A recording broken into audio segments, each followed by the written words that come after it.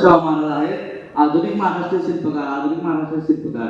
आज 26 जून एक अत्यंत महत्त्वाचा दिवस. आज आपण लोककल्याणकार राजा, समाज सुधारक, आरक्षणात जनक छत्रपती शाहू महाराजांची जयंती साजरी करत आहोत.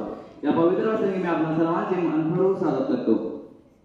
छत्रपती शाहू महाराजांचे केवळ एक नाव नाही तर ते एक विचारधारा नाही, ते एक क्रांती आहे. कोल्हापूर संस्थानाचे अधिपती असताना त्यांनी आपले जीवन सामान्य माणसाच्या उद्धारासाठी समर्पित केले. ज्या काळात समाजात जातीभेद, अस्पृश्यता आणि शिक्षणाचा अभाव मोठ्या प्रमाणात होता, त्या काळात शाहू महाराजांनी विषयांतिका भिंती पाडून संतीचा महामार्ग प्रशस्त केला. शाहू महाराजांनी शिक्षणाचे महत्त्व जाणले होते.